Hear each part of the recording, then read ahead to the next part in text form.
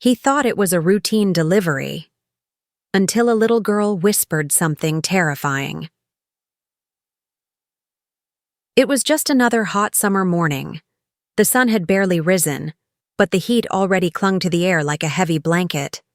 A delivery truck turned slowly onto a quiet street lined with small, tired houses. Windows shut, lawns overgrown, silence hanging in the air. The man behind the wheel had done this job for years. He knew every shortcut, every friendly face on the porch, every barking dog behind a fence. Today felt no different, until he pulled up to one house.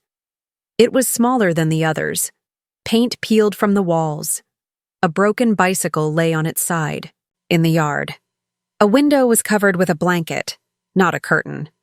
The porch steps looked weak, like they'd collapse under the wrong weight. But the scanner beeped. This was the right address. He grabbed the small box and stepped up onto the porch. No one came to the door when he knocked. No sounds inside. He was about to leave it by the door when something stopped him. A sound, so soft he almost missed it. A whisper. "Please. Don't go." He froze. It came again. "I need help." It was a child. A girl. And she sounded scared. He leaned in closer to the door, heart suddenly pounding in his chest. "Hello?" he said gently. "Are you okay?" No answer. Just silence. But something deep inside told him this was real. Something wasn't right. He stepped closer, voice low. "I'm not going anywhere. Can you tell me your name?" Then, softly, "Lily." The name broke something in him. It was so small, so afraid. "I'm just here to drop off a package, but I want to help. Can you tell me what's going on?" She didn't answer right away. He could hear her breathing, though, shaky, like she was holding back tears. Finally, her voice cracked through the door. "My daddy locked me in. He said not to talk to anyone. But I'm hungry, and I'm scared." The man felt the weight of those words land like bricks in his chest. His hands tightened on the package. "How long have you been in there?" he asked, still calm. She whispered, "I don't know. 2 sunrises?" The man looked at the house again. The weeds, the broken toys, the dead silence. Everything made sense now. The pieces fit together too well. "I'm going to stay right here, okay?" he said, gently but firmly. "You don't need to be scared anymore." Lily hesitated, then said, "Everyone leaves." "I won't," he promised. "Not until I know you're safe." Then came a noise from inside the house, heavy footsteps above, followed by a loud thud. The girl gasped. "He's awake," she whispered. "Please don't let him see you." The man's heart jumped. He stepped away from the door and pulled out his phone, hands shaking. He dialed 911. "911, what's your emergency?" He spoke low but clear. "There's a little girl locked inside a house on Maple Street. She says her father locked her in. She sounds terrified. I'm a delivery driver. I heard her whisper through the door." The dispatcher asked for the address and told him officers were on the way. 4 minutes, she said. "Can you stay there safely?" "I'll stay. She's talking to me. I think she trusts me." Back at the door, he crouched low, just beside the frame. "Lily?" "The police are coming. You're doing great. Just stay quiet." "I'm hiding under the table," she whispered. "I always hide there when he's mad." The footsteps were louder now, closer. A man's voice rang out, angry, slurred. "Who's out there?" he shouted from inside. The delivery driver held his breath, gripping the phone tightly. The dispatcher spoke again in his ear. "Officers are almost there. Hold on." "I'm not going anywhere," he whispered to Lily. "You're not alone anymore." Lily said nothing, but he could hear her breathing again. And then a whisper so faint, he almost missed it. "Thank you." And in that moment, on a porch of a broken house, a man who thought it was just another delivery knew This was the most important stop of his life. The sound of sirens still echoed faintly in the distance, but for the delivery man on the porch, it felt like time had slowed. He kept one eye on the door, the other on the street, hoping to see flashing lights. The little girl hadn't spoken again, but he could still feel her presence behind that door, like a heartbeat just under the surface. The heat pressed against his back, sweat soaking into the collar of his shirt, but he didn't move. Couldn't. Not now. Just a little earlier that morning, everything had been ordinary. He'd woken up at 5 a.m., brewed his usual coffee, packed his lunch like always. He had even shared a quick laugh with a new guy at the depot, a nervous young driver who worried about scanning the wrong box. The man had told him not to worry, that they'd all made mistakes at first. He even showed him a photo of a package he once accidentally flung into a tree during a windstorm. It had become legend at the warehouse. It was those moments that usually made his day feel full. The small talks, the waves from old couples watering their gardens, the kids who waited outside for a honk and a smile. Every morning had a rhythm. Familiar, safe, until now. This house wasn't familiar. He hadn't delivered here before. It sat at the far end of a quiet road he rarely visited. The homes looked forgotten, tired, like no one had really lived in them for a long time. But this house, it was different. There was something in the air, something heavy. He had noticed the broken window, covered by a blanket, the overgrown yard, the cracked concrete steps with weeds growing through like little green hands reaching up for help. And now that he thought back, there had been signs even before he heard her whisper. A child's bike tipped over in the dirt, a stuffed bunny lying face down near the steps, a plastic bowl, empty, like someone had left it out long ago and forgotten. Why? It all screamed one thing: no one's watching. And now, that whisper, that trembling little voice asking him not to go, the kind of voice you don't forget. Not ever. He looked at the door again. It was shut tight, locked from the inside. He had tried the knob, carefully, quietly, but it hadn't budged. The wood around the frame was cracked, the paint peeling. It hadn't been maintained in years. He crouched down near the crack at the bottom of the door. "Lily?" he said softly. There was a long pause, then the faint sound of breathing, and, finally, her whisper again. "You're still here?" "I told you I wouldn't leave." She was quiet for a second.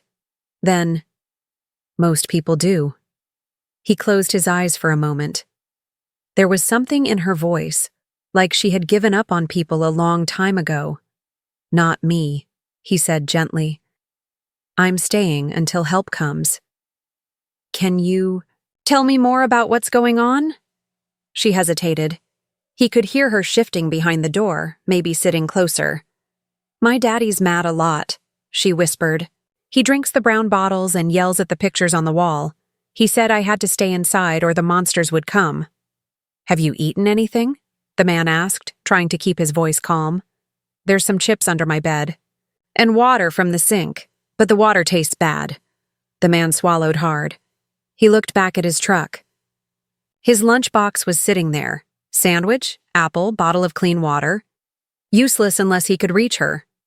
"Lily, do you know if the door unlocks from the inside?" "I can't reach the top lock," she said. "I tried, but I'm not tall." "Enough!" Another loud thump from inside, then glass shattering, then silence. The man's heart skipped. "Lily?" "I'm here," she whispered quickly. "I'm hiding, like always." "You're doing great," he said, keeping his voice steady. "You're so brave." "Are the police coming?" "Yes, they're almost here." He stayed low by the door. Every second felt like a minute. Every shadow inside the window made him tense. What if the man inside came down and saw him?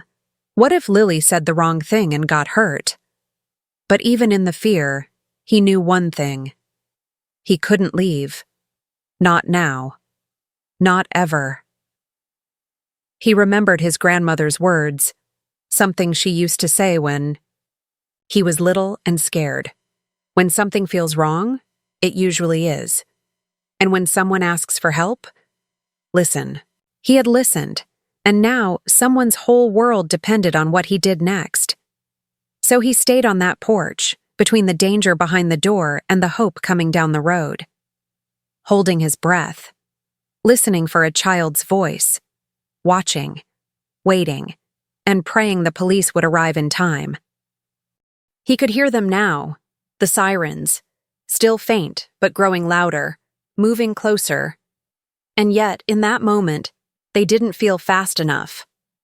The man stayed low beside the door, his phone still pressed to his ear as the 911 dispatcher spoke calmly on the other end. "Sir, are you still there?" "Yes," he said. "I'm here. She's hiding. She's scared." "You're doing the right thing," the dispatcher replied. "Officers are 2 minutes out." He took a shaky breath, eyes locked on the dusty window above him, still covered, with that old blanket. From inside the house it was quiet again. Too quiet. "Lily?" he whispered. He waited. No sound. Then, a tiny whisper. "I'm here." He exhaled slowly, relieved. "You're being really brave," he said gently. "Can I ask you something? How long has it been like this?" She paused. Then, "Since Mommy left?" "Where did she go?" "She got sick," Lily answered. "Daddy said she went to sleep and didn't wake up. After that, he started yelling more. He drinks the bottles and throws stuff. He said I look too much like her. That it hurts." The man's throat tightened. This little girl. She sounded like she was trying to explain the world through bits and pieces she didn't fully understand. But he understood. And it broke something inside him. "I'm sorry, Lily," he said softly. "You didn't do anything wrong." "I don't think he hates me," she whispered. "But he forgets I'm here sometimes. I get hungry. And the lights hurt my eyes when I don't eat." The man leaned against the wall, feeling the heat of the sun and the weight of her words pressing against his skin. "I've been drawing butterflies," Lily added suddenly, "on the old mail, but I ran out of crayons." "Butterflies?" he asked gently. "My mommy loved them. She said they meant good changes were coming, even when things were hard." The man's eyes stung, but he blinked it back. "I think your mom was right." Inside the house, something shifted, the sound of footsteps, then glass crunching. Lily's whisper came quickly. "He's moving again. Stay hidden, okay? Don't talk unless you have to." "I'm under the table," she whispered. "I always go there." "Good. That's good." He stood slowly and stepped away from the door, still watching the windows. The police would be here any second. But then, something else. From the upper corner window, a shape moved. A shadow passed across the broken curtain. He caught a glimpse of a tall man, disheveled, slow-moving. The way he stumbled told the truth. Drunk, angry, dangerous. The man moved back to the side of the porch and spoke low into the phone. "I see him. He's in the living room now. Big guy, unsteady, slurring." "Understood," the dispatcher said. "Units are arriving now." Moments later, he saw it. 2 police cruisers turning the corner, their lights flashing, sirens cutting off as they pulled up. Doors opened quickly. 2 officers approached, their faces calm but focused. The man stepped forward, meeting them halfway. "She's inside," he whispered urgently. 7 years old. Said she hasn't eaten in 2 days. Her dad's in there. I heard things breaking. Upstairs. He doesn't know I called.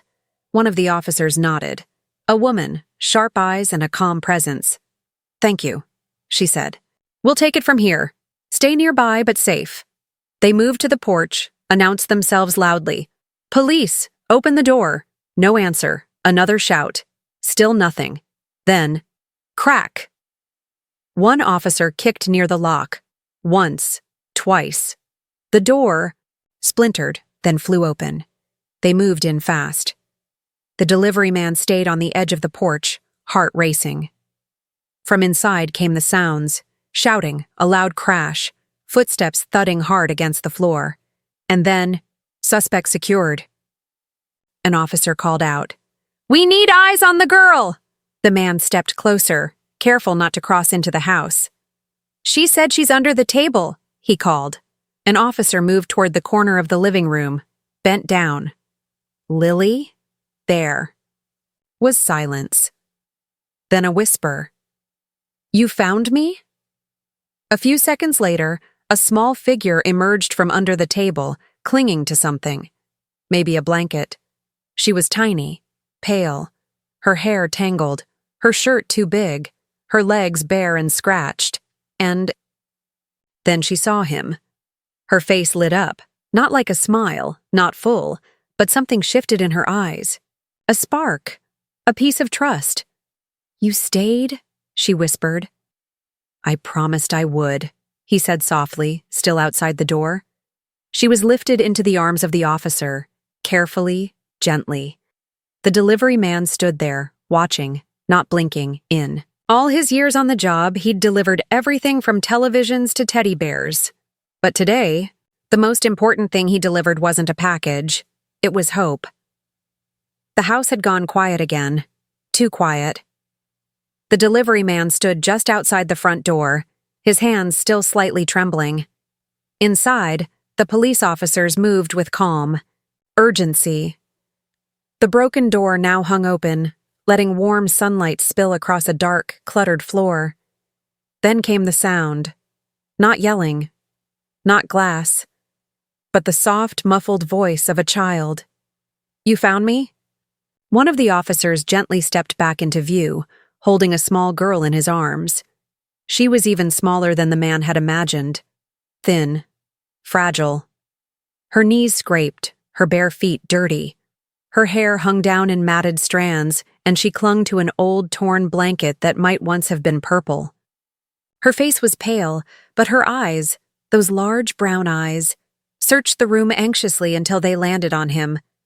The moment she saw him, something in her face changed. "You stayed," she whispered, barely audible, but enough to hit him like a wave. He took a small step closer, his voice soft. "I told you I would." The officer carrying her looked down. She was hiding under a table, just like she said. Looks like she's been in there a while. More officers walked out of the house behind them, leading a man in handcuffs. Unshaven, shirt wrinkled and stained, his eyes bloodshot and distant. He didn't resist much now, he just looked hollow. As he passed the porch, he mumbled, almost, to himself. "I didn't mean to. She just looks like her." The man didn't say anything back. He just watched him go, cuffed and silent, into the back of a police car. One of the officers remained behind to photograph the house. The front room was filled with empty bottles, tipped-over furniture, and torn-up mail. The only color in the room was a crumpled piece of paper near the broken TV.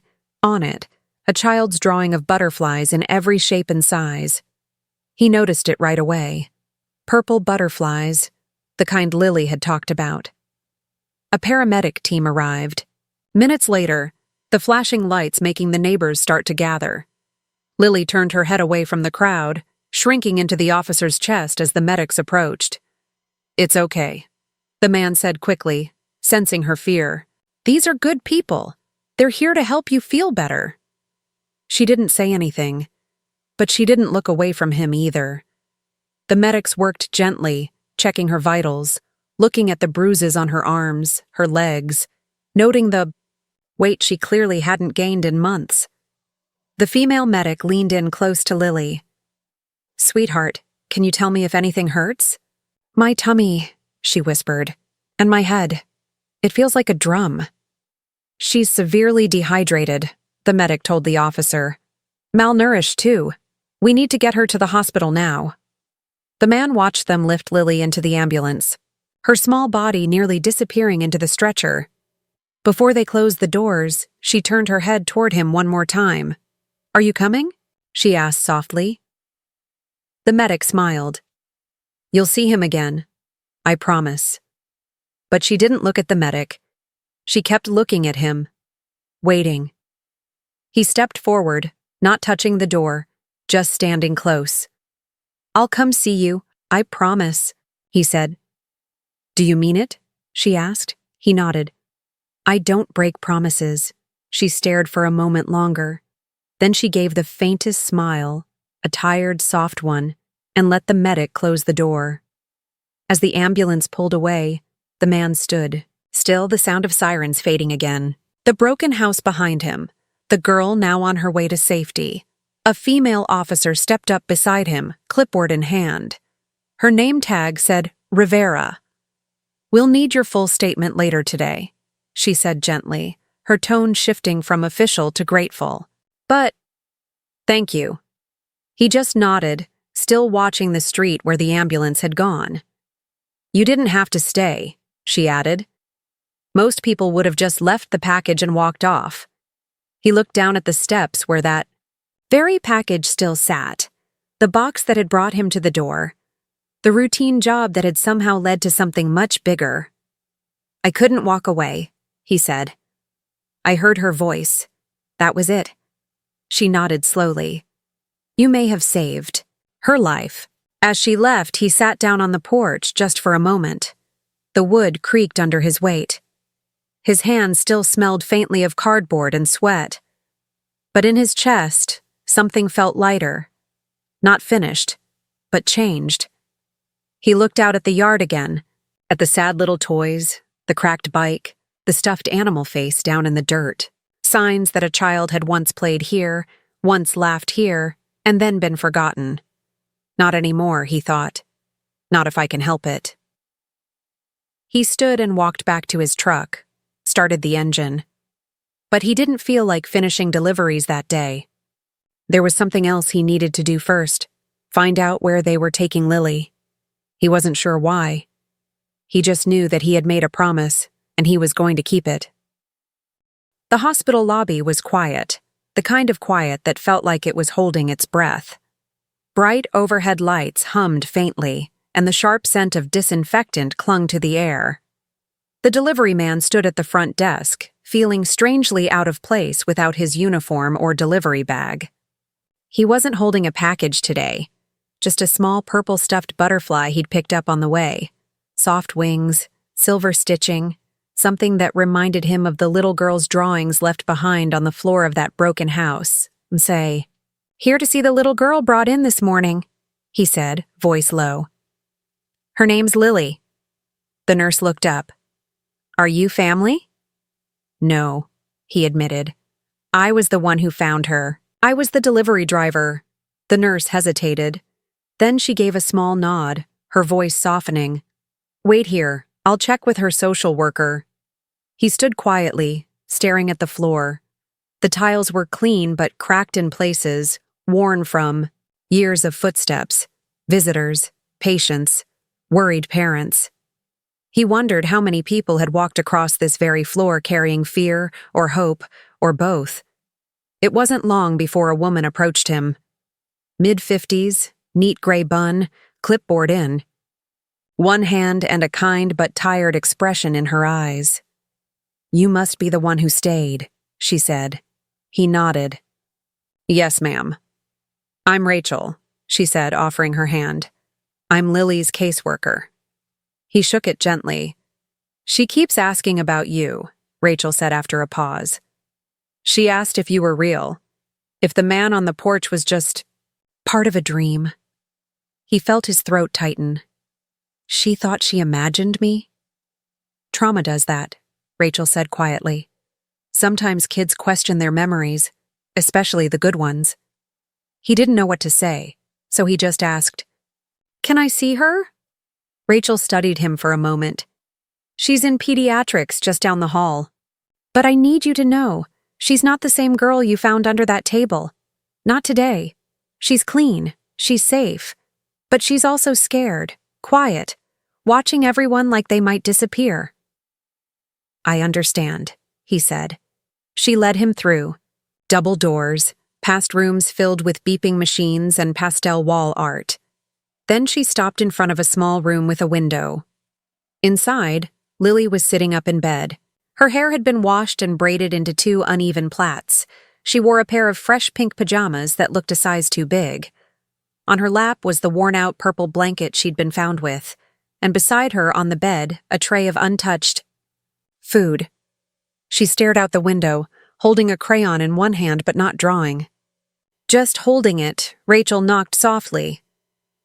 "Lily?" she called gently. "There's someone here who wanted to see you." The little girl didn't turn right away, but when she finally did, her eyes landed on him and stayed there. She blinked. Once, twice, like she couldn't believe he was real. "You came," she whispered. "I promised, didn't I?" he said, stepping just inside the door. She stared at him. "People make promises all the time," she said. "They don't always mean them." He walked slowly over to the chair beside her bed, sat down, careful to leave space between them. Then he held out the small butterfly. "This one's for you," he said. "I remembered what you said. About your mom. About the butterflies." She reached out, touched it carefully, like she thought it might break if she squeezed too hard. "It's soft," she whispered. "Like the ones in her paintings." "You liked painting with her?" Lily nodded. She said butterflies mean change, but not scary change. The kind that makes things better. He smiled, just a little. I think she was right. Lily hugged the butterfly close to her chest. "What's its name?" she asked. He blinked. "Well, I guess that's up to you." She thought for a moment. "Can I name it Laura? That was my mom's name." "Laura's perfect," he said. There was silence for a few minutes, just the hum of machines, the soft click of crayons on a tray. Then she asked, "Do you have kids?" He shook his head. "No, it's just me. But I had someone when I was your age who helped me, my grandmother." "She taught you how to listen?" Lily asked. He smiled again. "Yeah, she always said that listening is something you do with your heart first." "I think that's why I heard you," Lily said. "Because you weren't just listening with your ears." Another silence. But this one was gentler, like a blanket instead of a wall. Finally, she said, "Will you come back tomorrow? If it's okay with your caseworker, I'll be here." Lily gave a small nod. "Okay, I think Laura would like that." The man stayed until visiting hours ended, and even then, he didn't want to leave. But as he stood up to go, Lily said something that stopped him in his tracks. "Thank you for not leaving me on the porch." He turned. "You're welcome, Lily."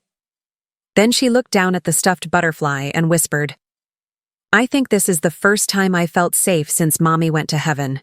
He walked out of the room quietly, his chest heavy and full all at once. He didn't know exactly what came next, but he knew one thing with certainty. He wasn't done with Lily's story. Not yet. The idea didn't come to him all at once. It wasn't like a switch flipping on. It was more like a quiet whisper in his heart, one that started the moment he saw Lily clinging to that stuffed butterfly named after her mother. It grew stronger each time he visited her, every time she asked, "You came back?"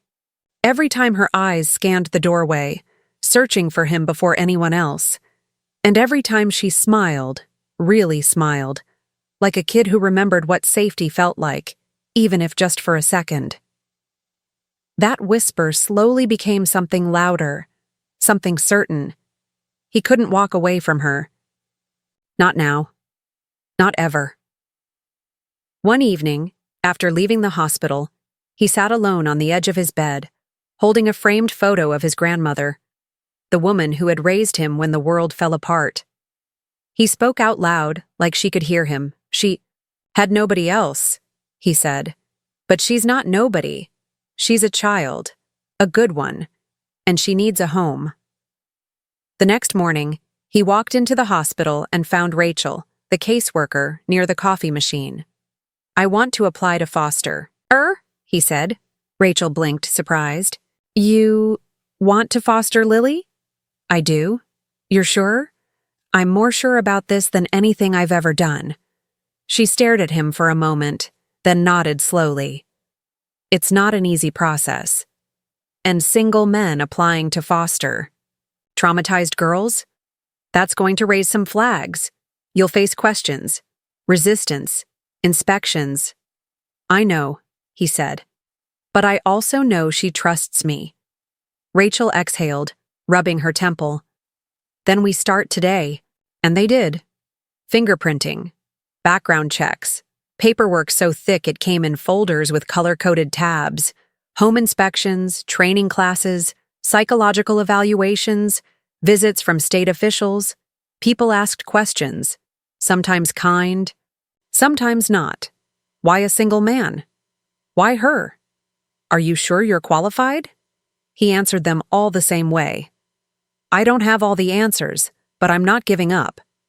Because he remembered what it was like to be the child no one knew what to do with, and how one person, just one, had made the difference between breaking and healing. His grandmother had believed in invisible strings, how love connected people across space and time. Even if you couldn't see it, it held strong, and he was starting to believe it too. Word of his decision spread through the neighborhood. At first quietly, then more openly. One morning, a woman on his route, the same one who used to hand him water bottles every Friday, met him at her door holding a large paper bag. "I heard what you're doing," she said softly. "This is for her. It's my daughter's favorite books from when she was that age." Then another customer gave him a handmade blanket. "Just in case she gets cold at night," she said, "or just wants something soft to hold." Even Beverly, his supervisor at the depot, adjusted his delivery schedule. "We'll make it work," she said, "because what you're doing matters." Inside his small home, the spare room slowly transformed. He painted the walls a gentle shade of lavender, the closest color he could find to the crayon butterflies Lily had drawn. He added bookshelves, picked out a lamp shaped like a moon, bought a nightlight that cast stars across the ceiling.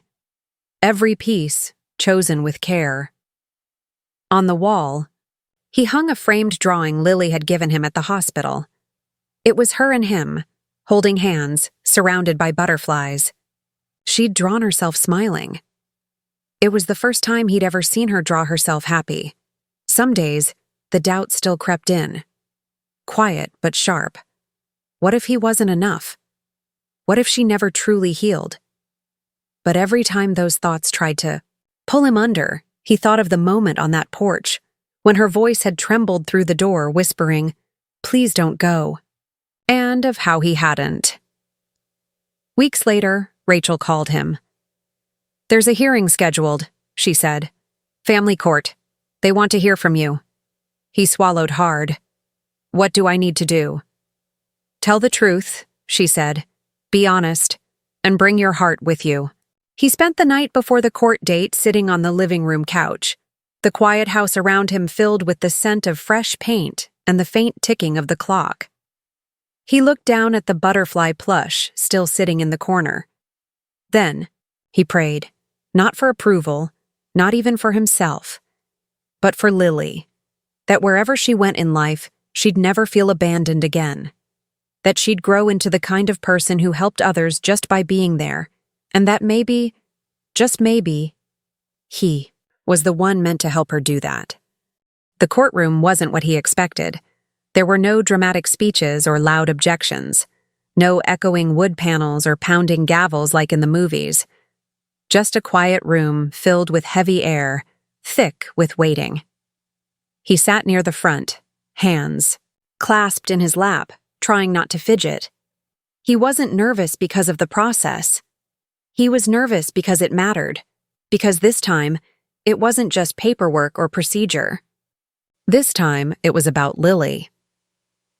He glanced toward the back, where where she sat next to Rachel, her social worker.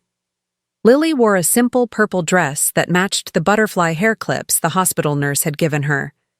In her arms, like always, she held the stuffed butterfly she had named Laura. Their eyes met for just a second.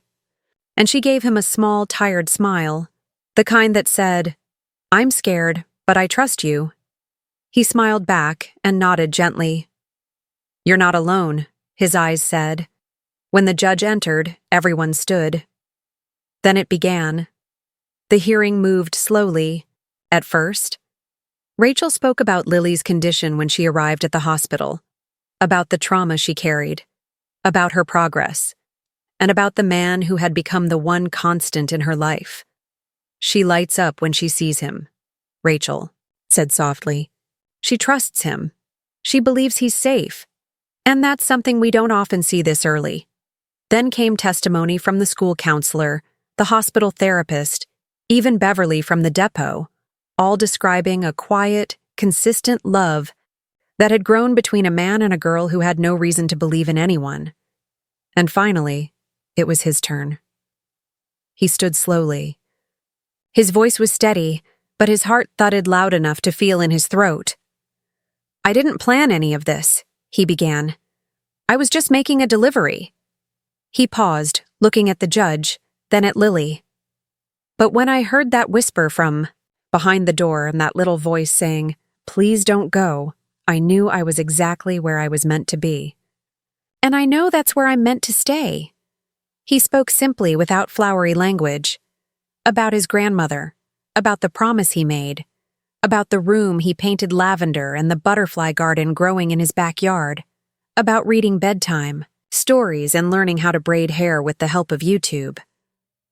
"I don't have all the answers," he said, "but I know how to listen. I know how to show up, and I know how to stay. I've got enough love for her and then some." There was a pause. No sound in the courtroom. Then the judge turned to Lily. "Sweetheart," she said gently, "would you like to say anything?" Lily hesitated, clutched the butterfly close. Then slowly, she stood. "My mommy used to say butterflies mean something beautiful is about to change," Lily said softly, "and that even when things feel broken, they can still grow again." She glanced at the man. "He didn't leave when I was scared. He didn't treat me like I was broken. He talks to me like I'm a real person. He taught me to feel safe again. I want to stay with him, if that's okay." The judge smiled gently. "That's more than okay." She looked around the room, her voice firm now. "Having reviewed all the documents and heard the testimony, I hereby grant full temporary custody of Lily to her foster guardian, with follow-up evaluations in 6 months and a formal review for permanent placement." Her gavel tapped once, soft but final. "It's official." For a moment, no one moved. Then Lily ran straight into his arms, hugging him tightly, and he hugged her back, lifting her slightly off the floor the way you hold something precious and fragile and strong all at once. "You did it, Butterfly," he whispered. "No," she whispered back. "We did it." The days that followed were filled with small things that made big memories. Pancakes in the morning, even when they came out shaped like blobs instead of butterflies. Drawing on the back porch in the sun, where Lily started painting again. Her first painting was of 2 butterflies flying toward the same flower. Evenings filled with laughter and bedtime stories, the kind that didn't need happy endings because they were already living one. Therapy. Sessions continued, but now Lily walked in with confidence, sometimes with questions, sometimes with tears, but always with someone waiting in the hall when it was over. School came next. The first day, she held his hand all the way to the door. "I'm not ready," she said quietly. "That's okay," he told her. "We're never really ready for big things. We just do them anyway." She smiled a little and took a deep breath. Then she let go and walked inside, brave like only someone who has known fear can be.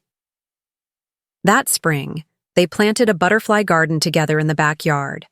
Lily picked every flower: lavender, yellow daisies, pink milkweed. She made little signs for each plant and named every butterfly that landed there. One of them she named Hope. One night, as the sun dipped low behind the trees, she asked him, "Do you think Mommy sees us?" He looked up at the sky. "Yeah," he said softly. "I think she does. And my grandma, too." They sat on the porch swing, watching the garden move gently in the breeze. Lily leaned her head against his side, her voice barely above a whisper. "Thank you for choosing me." He looked down at her, heart full. "No, butterfly," he said, brushing her hair gently behind her ear. "Thank you for choosing me." And just like that, a new family had been built, not through blood, not through plans, but through one moment of courage, one whisper for help, and one person willing to listen. Their journey wasn't perfect, but it was real, and it was theirs. And every time the butterflies returned to the garden, Lily smiled, knowing they carried the message her mother had always told her, that even when everything feels broken, something beautiful can still grow. And sometimes, the smallest whisper is the one that changes everything.